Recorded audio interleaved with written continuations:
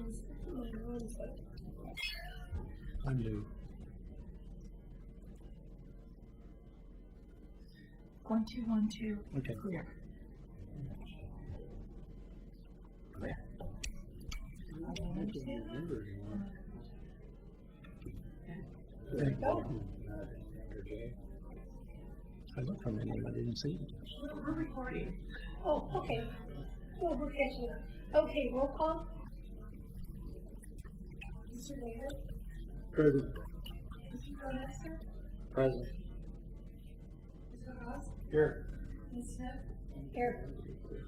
Mr. Meyer, Here. Mr. Dawson. Here.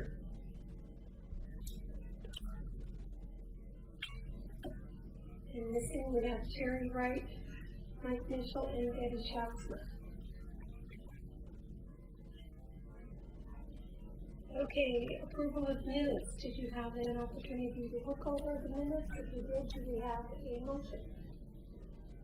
I move to approve the minutes. I'll second. Those in favor? Aye. Those opposed? Those abstained? Got that?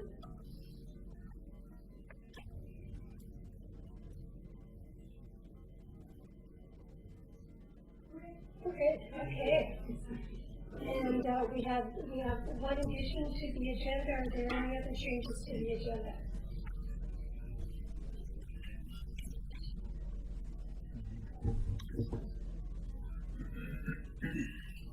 Okay, then we will start with Frontier Parkway speed bump request. Matt Dale? My name is Matt Dale, and I appreciate you listening to me tonight. I'm a representative from Frontier Settlers Point HOA, and I believe I have these dates correct from memory and from stuff I researched on the internet, but the park property, Wesleyan Park property, was purchased about the same time that the Settlers Point subdivision on Frontier Parkway, the main street through there, it was being built, was about 1998. The park, I believe, was finished, completed, and the road, Frontier Parkway, was joined with Jesse Avenue in about 2005. And about a year after that, we noticed that the neighbors started noticing increased traffic, and speed of traffic is a concern for the livability of our community. We started correspondence with the Public Works of the city, and kindly enough, they've done a lot for our subdivision by doing 3 speed studies, June of 2007, November of 2008, and then lastly February 2010, posting 2 times the speed radar signs in our neighborhood, and I know those were additional speed studies, I think, because they track speed. Still, we have increased traffic, and speed is a big concern for everybody in the neighborhood, so we went ahead and filed the necessary paperwork, the speed hump application, and what we're asking for is, and willing to pay for, and go through the remainder of the process of approved, is paying for the installation of 2 speed bumps on Frontier Parkway, in an effort to increase safety, livability, and reduce the speed of traffic. So, and I know there's been some discussion about the design of the speed bump, and I'm not sure where we're at with that. I'm aware of Redaway Avenue between Leland Road and Pease Road, Glen Oak between 213 and Beaver Creek, and Filbert Drive between South End and Hazel Grove Drive as speed bumps that exist in the city right now, and those designs we'd be obviously open to anything the city would require, but we ask that you approve speed bumps for our neighborhood. Thank you. Okay, do we have any questions or? Where is this speed bump? Where do you want to locate it? Well, it's per the process, and it's up to the city, and I think it was Kevin that I spoke with or corresponded with on email and phone. There's 2 sites picked out, and I think those are still valid. One's in a green space where the water You can see, I don't know if you guys can see that map, but the water runs under the roadway on Frontier Parkway. You can toggle to, yeah, there's a toggle switch if you want. You want me to head to the screen? And the other is closer to Wild Bill Court, between Wild Bill and Prospector Terrace. And, I mean, those would be good. All the neighbors up and down Frontier Parkway know that if the city would require it in front of their house, that's fine, you know, and they sign the paper saying that they understand that and are willing to have that there.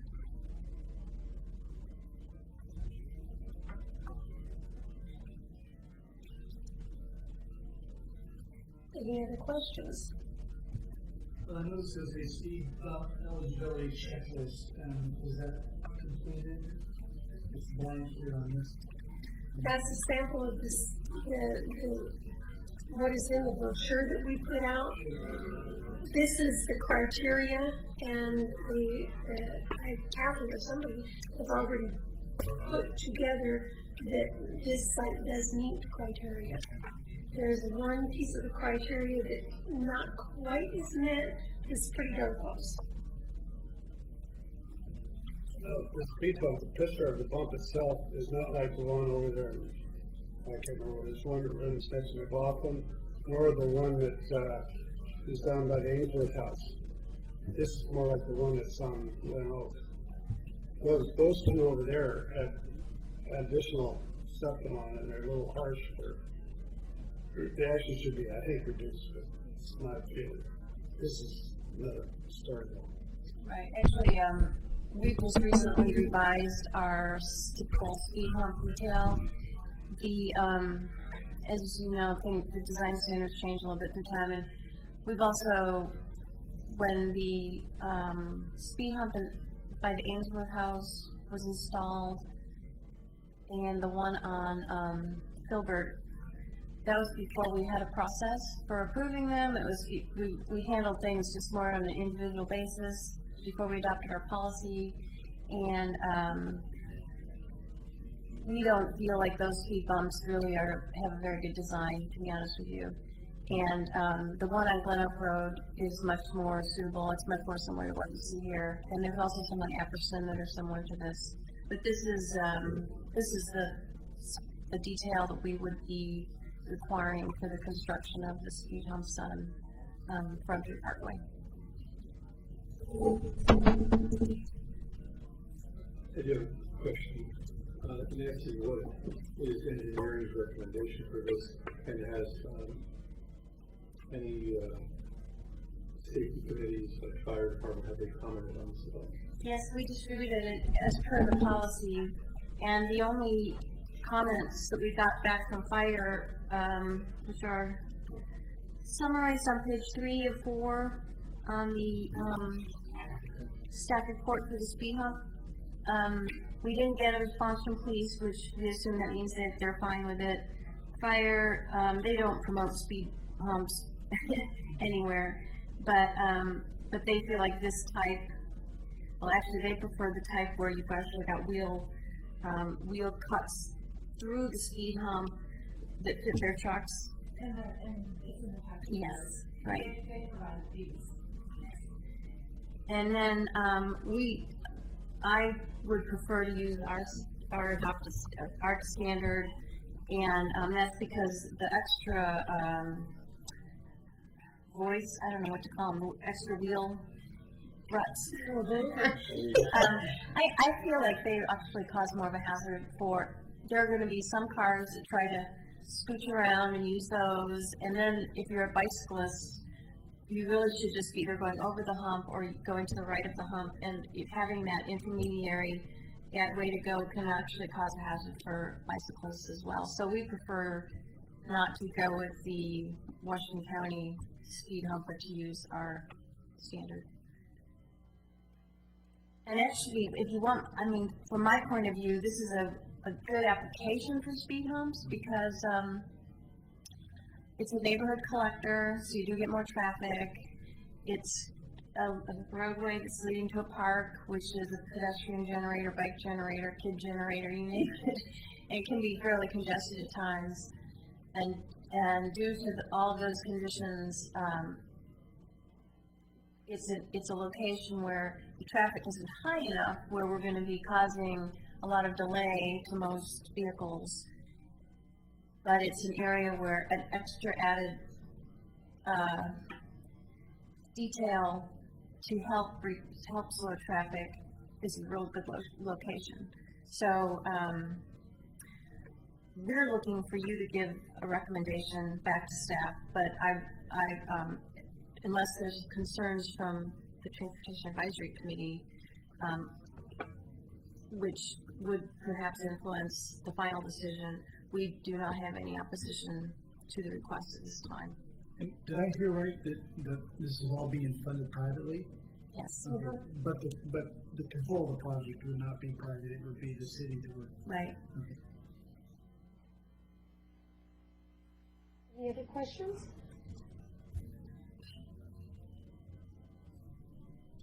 Have you considered any other type of calming devices? We went to that class over in Milwaukee that talked about all kinds of different things that can be done to encourage people to slow down. Has this street been looked at for those? Do you have any particular examples? The ones that I remembered were they were putting trees on it to get the illusion that the street was narrower than what it was.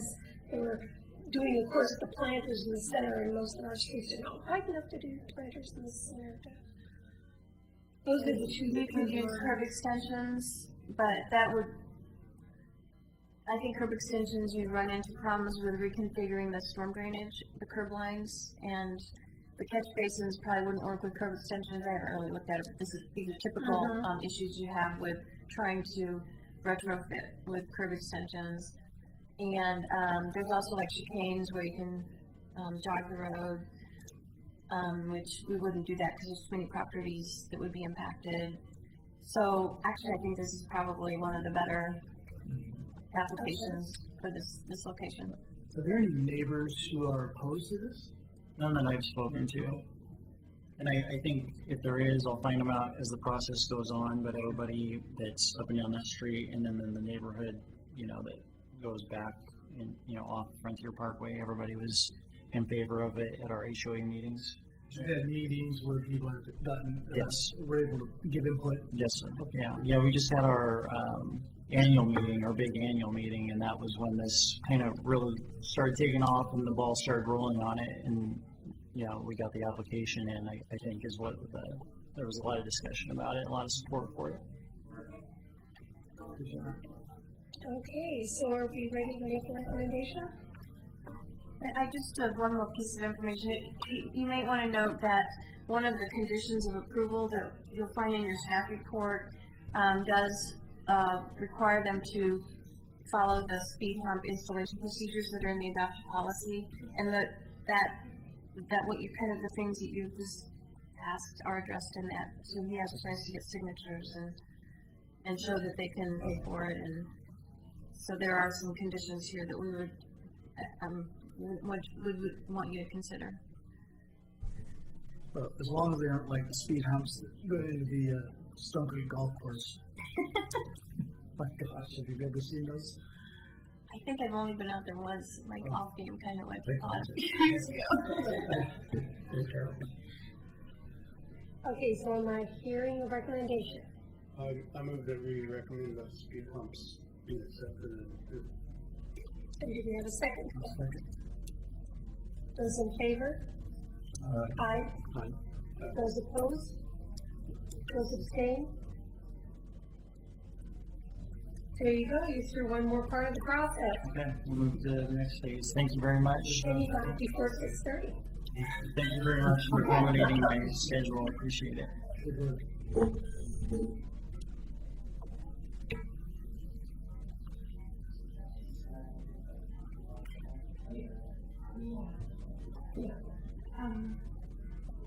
Contact me this week, and you have to start a process now.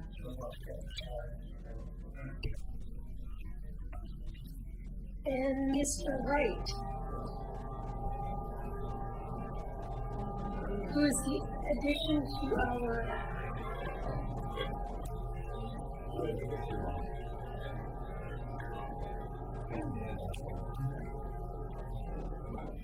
Want me to just hand it down? Yeah. Okay. This is the intersection of, I'm Donald Wright. I'm the treasurer of the Barclay Hills Neighborhood Association. Both our president and vice president are out of town, and they asked me to kind of get the ball rolling here with this intersection. At our last 3 neighborhood association meetings, the predominant discussion was the intersection of Barclay Hills and Malala, and the neighbors, I think, have a legitimate concern because it is the only, well, other than Little Hilda Street, which is a block this way by the oil change place. This is our only exit onto Malala. Somebody making a left turn plugs that all the way. Not only that, but then they peel around the corner to make the left turn, and that's also the pedestrian walkway where I've just about clipped a few times. It's complicated by the gas station, which has three entrances to it. One off of Mountain View, I think it is, and 2 on Malala, and then if you count the back door, probably a 3rd and a 4th off of the parking lot.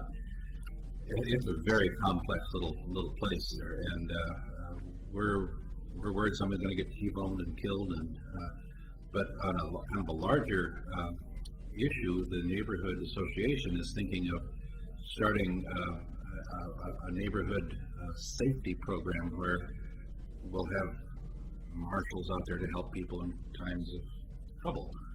Well, all it takes is one good fire down in Newell Creek Canyon to send all of the residents of that whole area streaming out to Barclay Hills and trying to get onto Malala and get away. And it's not going to happen because that's one of our only ways out of there. So we're quite concerned about it. We're not traffic engineers. We noticed that further north, this is north, by the way, up further north on Malala, I can't remember what the name of the street is, but there's quite a complex system of what do you call them? Islands, no turns. You can't turn this way, you can't turn that way, to prevent that, and that's solved a lot of problems. But poor little Barclay Hills doesn't even have any turn arrows on it, so I just bring out as asking what can be done or starting the process. Bring it to your attention. Okay, so one of your concerns is that there's no left turn lane off of Barclay Road? I don't know if there even should be a left turn off of Barclay Hills. The other problem that doesn't show on here is this is the now vacant Valley Glass Company, and about where you see that white strip coming down, okay, that's the top of a little rise. And right there, you're down to our intersection, it drops down. When you're parked there trying to see if there's any traffic coming at you from the south on Malala, you cannot see. You have to get out past the white stripes so your front end is actually in the lane before you can actually see around the connect and other things that are on the planter there before you can see anything coming. It scares the heck out of me every day when I use it, so I thought I'd point it out. Invite you all to drive it. Get your own sense of fear. What I do is I go down there frequently, and I go down to the south side. I go around the corner, I go by go across where the street is by the cemetery and uphill that. Oh, yeah. And then you don't have any problem, because Right. otherwise you're gonna, besides being dangerous, That would be you gotta excellent. wait until forever. It's not. That would be excellent. All these people that live from Malala east to the big apartment complex just down below, they come out of that hole and they do not turn left to go right onto Hilda and then out to Malala. They take the quickest way they can to get to Malala, and that's usually a left turn to get to 213 to get to their jobs in Portland. So that's what we've noticed. Well, it is difficult coming out of Barclay because you when you turn left, there's really there's no center lane there because you're Nothing. right into the You're right into the tree, the island there. the two trees, yeah. And so you're having to shoot across the center lane directly in front of you and get it. And Rubber helps. Yeah. You're gonna do it, yeah. so, I think part of it too is that when they put in the center lane further down Malala toward Fred Meyer, Yeah. that creates a steady flow. So I know when I come out of there, it's okay to turn right, but you have to wait quite a long time for a string of traffic to go through until the traffic light stops it. Particularly in the morning when workers are trying to get out and go someplace, and you get one left turn person and they're always late. So, What options have you considered? well, about any options we thought of restricts business because the grocery outlet is here, you have the gas station here, you have the veterinary here, and now we have this business which is not operating right now, but I saw some people poking around the other day, so I imagine it'll be up and running. They have 2 exits onto all of this too. So you have 1, 2, 3, 4, 5, 6, 7 different business egresses or ingresses, however you say it, portholes to Malala on businesses. So anything that we can think of puts a plug on businesses, and nobody wants to do that. I'm thinking just banning left turns on Barclay Hills altogether. With some kind of a traffic channel like this will force people then to go to Hilda and use the light. Now Hilda's a little underbuilt too for all that kind of heavy traffic, but that's further down the road someplace. That would be our recommendation. Nancy, could we get somebody to go out there and look at it and see what the potential is? And make a recommendation? Yes, we'll look at our Malala Avenue corridor plan and see, that particular intersection was constructed as per that adopted Malala Avenue corridor plan, which considered a lot of access management to maximize the capacity of Malala. And then we'll take a look at it as well and see, you're right that the signalized intersection at Hilda Street does provide a good, safe access to that neighborhood, and you are right. The Hilda Street isn't built out very much. We have we have little roads kind of all over Oregon City, Yeah. and they're probably better than big roads in a lot of ways too. So we'll Barclay is definitely take a a look at big it. wide thing. Barclay is what, 3 lanes wide or something? We can take a look at that. They have parking on both sides and still have room for 2 lanes of cars in between. It could be that we look at maybe striping this with a left turn or right turn and an end, so that at least it would help some people that are trying to go north on Malala if somebody's waiting to make a left turn, but we'll have to take a look at that. One of the other suggestions made was to take the dang pedestrian crosswalk out of there, which would kind of uncomplex that little neighborhood too, but I don't know. Yeah, there's a lot of school children that use that to go over to the schools. There's a lot of shoppers that use that to Yeah. go over to the store, so it wouldn't be my choice. I use it for my dogs every day, so. You see what a right in, right out work there? Well, you're restricting a lot of choices. You could look at that. What was your comment? I'm sorry. A right in, right out, because I'm hearing that the left turn out of there is dangerous, and you can't see properly, and you're having to zoom out and burn rubber to get out of there. And I don't want to restrict traffic, but I also want to err on the side of safety. Right.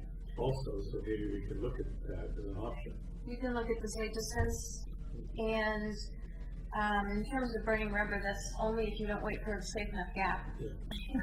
If you're not patient enough. Yeah. And perhaps if we were able to separate the left turn movements from the right turn movements, they wouldn't feel as pressured to make that full rush. There's no problem left turn into it. Well, that's another dance. Because you got all the traffic coming at you. Well, people coming south from Malala that want to go to the, well, let's say it's the gas station. We'll pop into that little collector lane there and plug it so that somebody trying to get onto Barclay can't do it. So then we have to go up the hill and wait for the light, which is fine. But because there's a lot of people want to get in that little hole there and turn one way or the other. So it's always a game of chicken. Is it at all feasible to move the island up more toward the traffic light? The pedestrian island. Right, up toward the traffic light? Or at least allow one or two cars to get out through that middle lane. Good place for it would be right across from the Green Grocer there, because they get a lot of foot traffic. So, just saying. But, And we give a little leeway. yeah. I think there might be a TriMet bus stop in that area as well, so we'd want to look at the bus stop location. That's right there in front of the Valley Glass. Yeah, so that's a factor to consider as the bus. Oh, no, excuse me, it's over by the vets, where the little red car is there. That's where the bus stop is right now. And there's another one back up by the Valvoline gas station.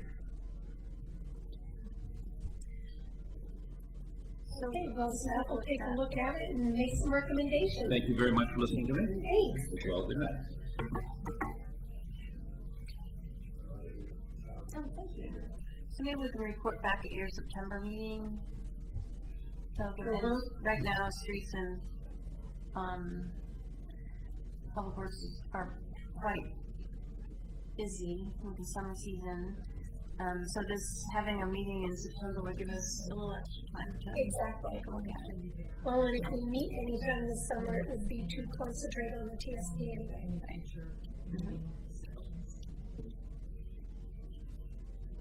So that would work well for everyone. Thanks for coming. Okay, Holcomb Boulevard's school speed zone update. I can speak on that.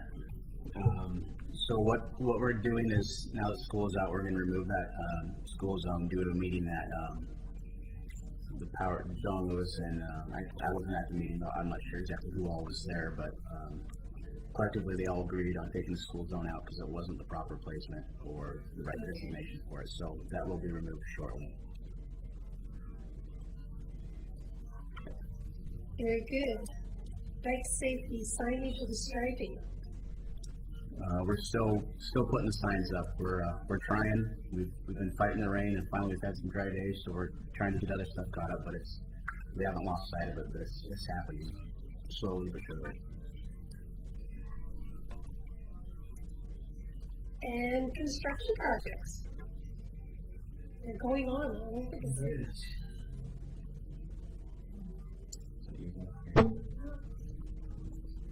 I don't think we have a whole lot of updates unless Nancy wants to supplement. But I did include in here a page regarding, we've actually put a page on our website regarding the Beaver Creek Road paving project. And we suspect we're going to be getting a lot of phone calls about that. I have a link to their site. They've actually populated it now. They're going to start doing night construction work, I believe, beginning June 5th, or July 5th, right after the 4th of July. But right now they're out doing mobilization work, they're doing daytime work, but they'll be working, they'll be paving for about a month at night. So, if you live in that neighborhood, or anywhere near there, you live near that, but it's the alternative is worse. So that's the Beaver Creek Road project. Hey, Kathy, you might mention that they're going to be using a pilot car for traffic control, which means you have to wait for quite a while while the pilot car brings the cars from the other end to you. And I think they were expecting perhaps 20-minute delays, and I think they're grinding during the day too. So there's probably a lot of delay anytime you use Beaver Creek south of Marjorie Lane. And then put on the webpage that most of the paving work will occur at night, and traffic, both night and day, will be managed using one lane of traffic and the pilot car. So, And that's going to go from what time to what time of day, estimated on that? Or what dates? the project actually started this week. It started Monday. Paving is actually is estimated to start July 5th. So So I'm not sure when they're gonna start grinding the road, but the paving operation is gonna occur at night starting July 5th. I think they were originally estimating to be finished around the first week of August, but I noticed they added a week or so, middle of August. Okay, so mid-August. Which is a good idea, because things can get delayed, as we know very well. There's a, where you go. Goes down Henry C. Henderson. Yeah, and they're also doing a small portion of Beaver Creek Road, right near the Warner Milne intersection. So from Warner Milne to near the Kane Road, where the county office building is, I think they're doing one lane. I think northbound. Is it? Oh no, southbound. Anyway, it's only one of the two. Go away. To me, it would be westbound. The drug handle, Nancy knows a lot more about that. It's coming along, and if you go out there, you'll see a really good idea of what the new Washington Street is going to look like on the north side. And then you can also almost see parts of where the roundabout is going to be constructed over by Clapham River Drive. The sheet piling is going to begin. They're just starting to get all their staging ready for sheet piling for the it's going to be used to cross 213. That'll be used to actually, what they'll do is they'll pound down sheet piling across the entire roadway and into like a south side and a north side where the future bridge is going to be. And then using that sheet piling, and then they'll use some capping. They'll go in there and start excavating in a while. Probably not till after, I'm not sure the sequence is on with the construction of the new bridge, but so that's going to start. They'll start on the outside of Highway 213, so that'll be done during the day, and they're going to kind of see how things go. And in terms of soil conditions, noise, etc. And then they'll have to move into Highway 213, and that work has to be done at night. And that's where we will probably start hearing noise at night. So keep that in mind. There are a fair amount of provisions in the specifications to control the noise. So that's kind of see how it goes once you get all the equipment out there. But that's probably the most, the kind of thing that the public will have the most concerns about is the noise during the sheet piling at night, the pile driving at night. And then, otherwise, there's not a whole lot of other news. I really encourage you to check out the website anytime, because we regularly update it, and there's some good information on there. Well, and we're getting, at least I know I'm getting weekly emails. Yes. So this is what's going on. We should make sure the whole TSC is on our drug handle list, because there you get kind of a link, and And I pass them on to friends that live in that area. it's a good idea. That way they're not totally surprised. Something kind of exciting is they're going to be putting a camera out there. Oh, yeah. Yeah. We're posting a camera just like ODOT has on their webcams. Oh, And it'll be linked to the website, so you can go on the website and just watch construction. And it's also going to be linked to the ODOT cameras. It's going to be an ODOT camera. Wow, that or Law and Order. Gee, that's a tough decision. On Main Street, we're happy to report that we actually have the first two phases out to bid for construction contracts. In the packet, it's a little difficult to decipher, but there was a graphic in here. But the two projects that are out to bid, and they're out to bid in one bid package, but it's in two different bid schedules. One is the two-way conversion. So that's converting Main Street to two-way. So there's a lot of things that need to be done in preparation for that. And then the other item is improvements at the intersection of 10th and Main, and that's Schedule B. So those two items are out to bid. The bid opening will be July 7th, I believe. It's either July 5th or July 7th.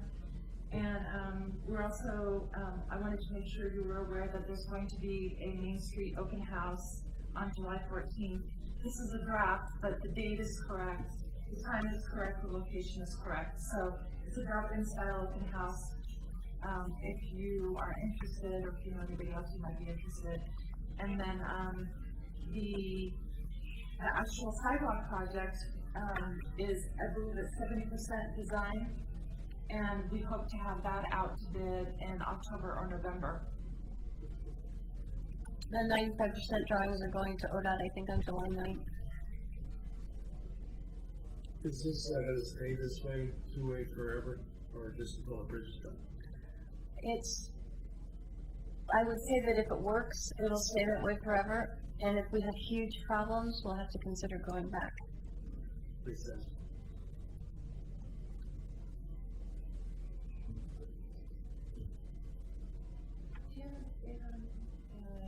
Newland Road.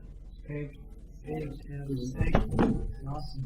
They're supposed to have a stripe by the end of July as well, so. It's worth the wait. Sure. There's a dog set pole. Oh, okay. Yeah, that's great. You know, we really wish we could have done the whole mill complete street there with sidewalks, but it was just going to be so expensive to buy the right of way and go through the process of informing people that the sidewalk would probably be in their front yard. And those are really difficult situations, and we funded this with our pavement maintenance utility money, which only is used to fund asphalt between curb to curb. So we didn't have the wherewithal to make it any more than it is, but we did try to maximize. If we could get a little extra shoulder for walkers, if we could get a little further away from that pole, you know, we tried to eke as much out of that right of way as we possibly could that we could still afford and would fit under the payment funding criteria. That's what we did. It's not great, but it's what we can afford. Greatly improved. It's what we can afford, right? Baby steps. Yeah. Now the question I got is, you're gonna have troubles with speeders going up that road. Well, it's almost no way. There's always the option of speed bumps. Yeah, they're nice. And then we've got our paving projects, and John Lewis, I believe, promised you a map, and the 2011 street repair projects. It's the 11 by 17 map that's in the project. And if you look at the pavement rehabilitation, the green items, that's what's being done as part of the Oregon City roadway reconstruction projects, and that is out to bid also. We have 3 projects out to bid that are all street related, and that one's bid opening is July 5th. And I believe that the engineer's estimate is $750,000 to $900,000. So that's to do all of the roadway improvements in green, and then the red will be our slurry seal and our micro seal projects. I think we've identified only two roadways that we want to do a micro seal on, and the remainder is going to be the slurry seal project, and that we have out to bid, and the bid opening is next Tuesday, June 27th. And there's also a very project-specific list that's in the table, the blue table, and that shows all of the streets that we will do slurry seal this year using our 3-month fees. The micro seal project, we're hoping to piggyback on a City of Vancouver contract, and Gresham is already piggybacking on it. Jonathan works there, and so we're just kind of waiting for the details. And we're hoping to piggyback on their contract so we don't have to go out to bid. You know, there's some efficiencies there, and they hopefully it's a much faster curing process that Kevin would know about. If we do the micro seal versus the typical slurry seal, is it's way faster. The slurry sale, depending on the weather and the humidity and whatnot, it can take up to about 8 hours to dry. But on this micro seal, it costs more, but you can cross it in about 15 minutes, I'm told. So you pay for that, but some streets really warrant that in town here. Such as Spur, which is an industrial roadway. Can't exactly close it. Right. But then does it last as long? We're trying it out this year, so we're not going gangbusters on it. So we're gonna try a couple streets. We hear it does. Other cities use it, so it seems to last for them. We used it on Warner Milne Road between Beaver Creek and Lynn last summer when we finished up the Warner Milne project. When we restricted the bike lane, well, we didn't restrict the bike lanes when we installed the bike lanes. We kind of did a really thin, like what is it, about 8 minutes? 8.25. Yeah, so it's a little thicker than slurry seal. And we're hoping it provides a little more wearability. Good. How much more percentage-wise cost? It was like $3 a square yard versus $1 a square yard. $1.25 a square yard versus $3. Yeah. And that's obviously in the budget, and yeah, so. Like Kevin said, we're trying it out, kind of putting our toes in the water. You know, about the jug handle, and Kathy reminded me when she mentioned the engineer's estimate on the PMUF projects. The jug handle, we just approved the first payment to the contractor on that was for $450,000. And what I'm saying is, think economy and think local economy. Because we just dumped a big hunk of money in it, materials and labor and materials and services for this Portland region with the first payment on the jug handle. So, and then all of these little projects here, hopefully we'll be keeping some local contractors. Yeah. The slurry seal is only $100,000, the estimate. The Main Street projects, the estimate is between $750,000 and $850,000 for both of those two projects.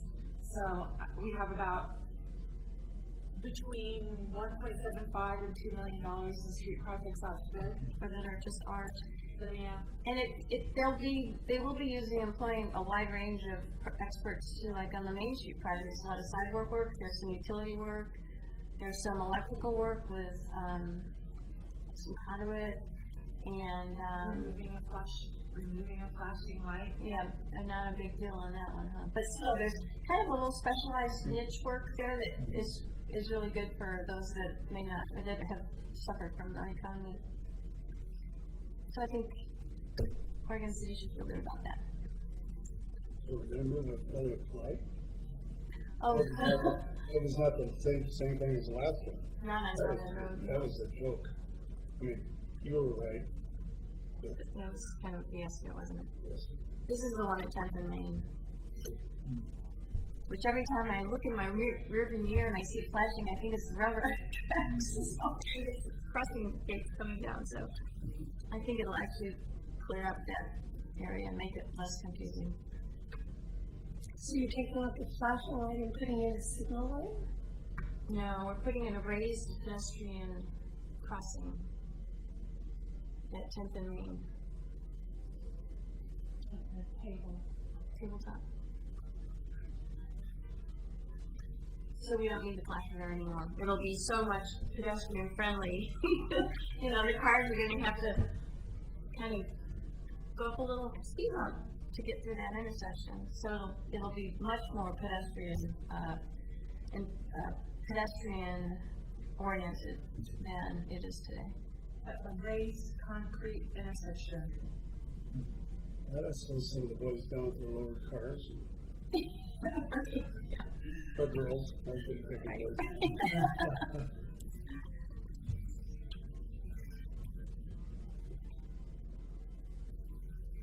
Okay, is that everything? Yeah, the future agenda items we just have them on there more for our use, so that, and maybe just to let you know what's coming up. John Lewis did say that he happens to be on vacation this week, but he said that they're nearing completion on the 5-year pavement maintenance plan. And, he noticed that there's no July or August meeting scheduled for the TAC, but he thought that the TAC needed to be involved in that. So his suggestion was that he will be making a presentation to the Citizen Involvement Commission or Council, and so his thought was that he would just invite the TAC members to attend that if they're interested. Excellent. That would probably be, unless it goes to September, be the first Monday in August at 6 o'clock or 6:30. Well, I'll email everybody, but rather than scheduling a meeting just to discuss that, because there has to be citizen involvement, you know, rather than doing that, inviting the TAC members to the CIC meeting seemed like a better alternative. So we'll make sure you're invited. Excellent. Have we had any updates on the, last month we talked about the TSP, and there was some state involvement there, and we hadn't heard back yet? Right, they have finally approved the intergovernmental agreement, and we received it, it'll be on the city commission meeting agenda a week from tomorrow night, which is the, is that the first meeting in July? July 6th. Oh my gosh, what happened to June? So, yes, July 6th, they'll be approving the intergovernmental agreement, then we can start working on the project. It'll probably take a little time to get all the contracts signed. The contract will be between the state and the consultants. So we have made progress this month on that. We could just a word about the bridge project. Sure, the Arch Bridge. Yeah. Do we know what's going on with the Arch Bridge? I've not ever seen anybody out there They're working. taking the concrete off. So, one guy, But don't you like see somebody taking the I concrete saw off? one guy out there once. That's an ODOT contract. Yeah. Exactly. Complain to ODOT employees. We're not complaining, we're just curious. Do they keep the city informed as to what's going on? And Well, they've got a website. They do have a website, and I just ran into Susan Hansen this morning, who is their public relations person for that project. And she said they're on schedule, they have not run into anything unexpected, so they're still planning to open in October 2012. Things are going well.